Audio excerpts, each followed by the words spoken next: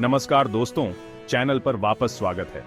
आज हम पूर्वी एशिया में चल रही एक गंभीर भू राजनीतिक खबर की तह तक जा रहे हैं। ताइवान ने स्वशासी आइलैंड के आसपास चीन के नवीनतम सैन्य अभ्यास की निंदा की है। इसे एक अनुचित उकसावे की कार्रवाई बताया है। तो चलिए समझते हैं कि आखिर हो क्या रहा है। 14 अक्टूबर को चीन ने ताइवान को घेरते हुए वॉरपोतों और लड़ाकू विमानों को तैनात किया। बीजिंग ने इन एक्सरसाइजों को आइलैंड पर अलगाववादी ताकतों के लिए एक कड़ी चेतावनी बताया है। चीनी सेना की पूर्वी थिएटर कमांड ने बताया कि इन एक्सरसाइजों में सेना, नौसेना, वायुसेना और रॉकेट बल की संयुक्त कार्रवाई शामिल है।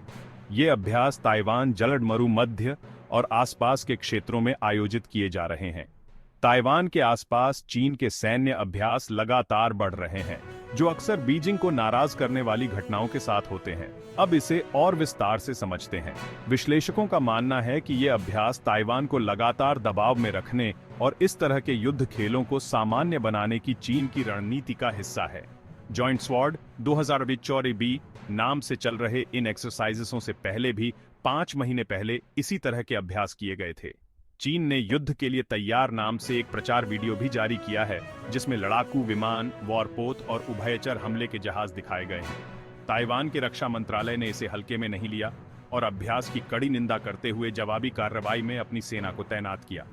ताइवान के राष्ट्रपति कार्यालय ने चीन से क्षेत्रीय शांति और स्थिरता को कमजोर करने वाले सैन्य उकसावे को रोकने का आह्वान किया। राष्ट्रपति लाई ने संभावित रिस्पॉन्सों पर चर्चा करने के लिए राष्ट्रीय सुरक्षा बैठकें की और जनता को आश्वस्त किया कि ताइवान के लोकतंत्र और स्वतंत्रता की रक्षा की जाएगी। इसमें और तेल डालते हुए चीनी विमानवाहक पोत लियाओनिंग ताइवान के दक्षिण में स्थित सामरिक बाशी चैनल के पास पानी में प्रवेश कर गया, जो अधिक समन्वित सैन्य वाराभ्यास का संकेत देता है। चीन के विदेश मंत्रालय ने कहा कि ताइवान की स्वतंत्रता और ताइवान जलडमरू मध्य में शांति असंगत है। ताइवान के राष्ट्रीय दिवस पर राष्ट्रपति लाई के भाषण में इस बात पर जोर दिया गया कि ताइवान चीन के अधीन नहीं है और पहले से ही एक संप्रभु और स्वतंत्र देश है। यह लंबे समय से विवाद का विषय रहा है। बीजिंग ने ताइवान को मुख्य भूमि के साथ फिर से मिलाने की कसम खाई है, यदि आवश्यक हो तो बल प्रयोग करके। पीपुल्स लिबरेशन आर्मी ने अभ्यास पूरा कर लिया है, जिसमें विभिन्न युद्ध के लिए तैयार गश्त, नाकेबंदी और संयुक्त हमलों पर ध्यान केंद्रित किया गया। दिलचस्प बात यह है कि इस बार कोई मिसाइल नहीं दागी गई, लेकिन अभ्यास ने अभी भी तनाव बढ़ा दिया।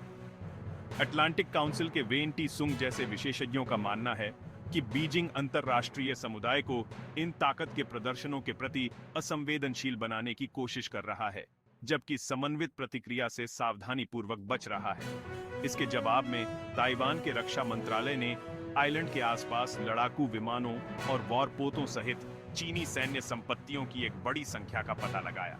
इसने ताइवान को हाई अलर्ट पर छोड़ दिया है, खासकर इन वाराभ्यासों की निकटता को देखते हुए। नेशनल त्सिंगहुआ यूनिवर्सिटी के चेन मिंगची ने चेतावनी दी है कि इस तरह के अभ्यास बेहद खतरनाक हैं और ताइवान को जवाब देने के लिए बहुत कम समय देते हैं। इस क्षेत्र में सैन्य तैनाती पर अरबों खर्च के साथ चीन के लिए इन एक्सरसाइजों की वित्तीय लागत भी चौंका देने वाली है। संयुक्त राज्य अमेरिका ने इन सैन्य एक्सरसाइजों पर गंभीर चिंता व्यक्त की है। इसे एक अनावश्यक उकसावे की कार्रवाई बताया है, जिससे तनाव बढ़ने का खतरा है। विदेश मंत्रालय ने चीन से संयम बरतने और क्षेत्रीय शांति और स्थिरता को कमजोर करने वाली कार्रवाइयों से बचने का आग्रह किया।